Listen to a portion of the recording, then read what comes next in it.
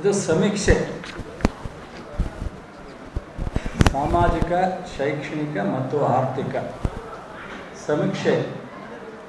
ಭಾಳ ಇದನ್ನು ಕಳೆದ 2.5 ವರ್ಷ ಸರ್ಕಾರದ ಯಾವುದೇ ನ್ಯೂನತೆಯನ್ನು ಎತ್ತಿಡಿಯೋದರಲ್ಲಿ ವಿರೋಧ ಪಕ್ಷಗಳು ವಿಫಲರಾದವು.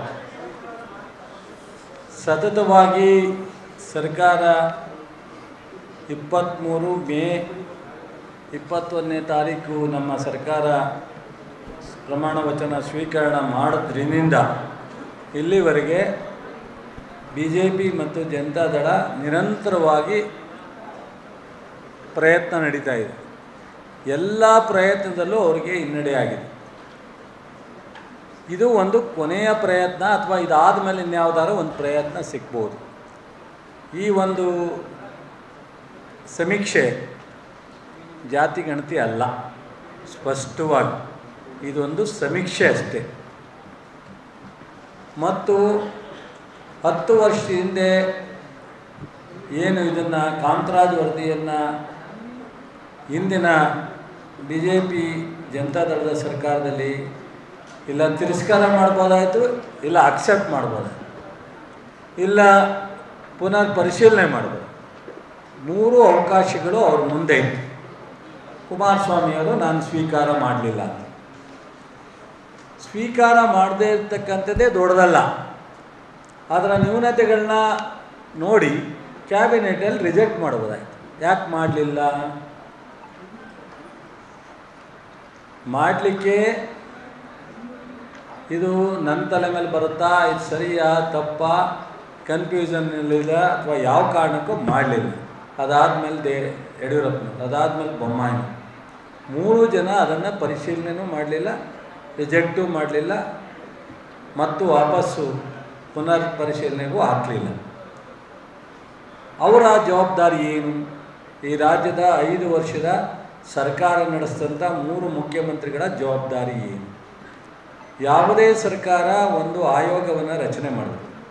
ಆಯೋಗದಿಂದ ಬರ್ತಕ್ಕಂಥ ವರದಿಯನ್ನು ಪರಿಶೀಲನೆ ಮಾಡಿ ಕ್ರಮ ಹಾಕಬೇಕು, ಇಲ್ಲ ಆಯೋಗದ ವರದಿಯನ್ನು ಪರಿಶೀಲಿಸಿ ಮತ್ತೆ ವಾಪಸ್ ಹಾಕಬೇಕು,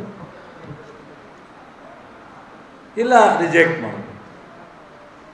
ಈ ಯಾವುದೇ ಸರ್ಕಾರ, ಇವತ್ತು ನಾವು ಮಾಡ್ತೀವಿ, ನಾಳೆ ಅವ್ರು ಮಾಡ್ತಾರೆ, ಇನ್ನೊಬ್ಬರು ಮಾಡ್ತಾರೆ.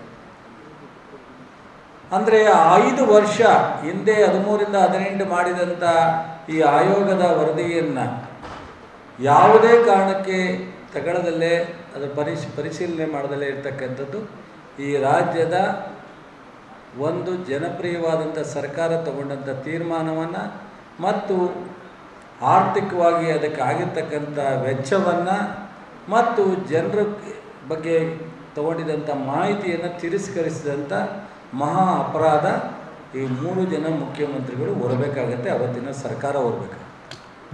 ಇವತ್ತು ನಾವು ಮಾಡಿದ್ದೇನು? ಮತ್ತೆ ಅವರು ನಮಗೆ ಹಿಂದೆ ಸಿದ್ದರಾಮಯ್ಯನವರೇ ಮುಖ್ಯಮಂತ್ರಿ ಆಗಿದ್ದಾಗ ಈ ಆಯೋಗ ರಚನೆ ಆಗಿತ್ತು.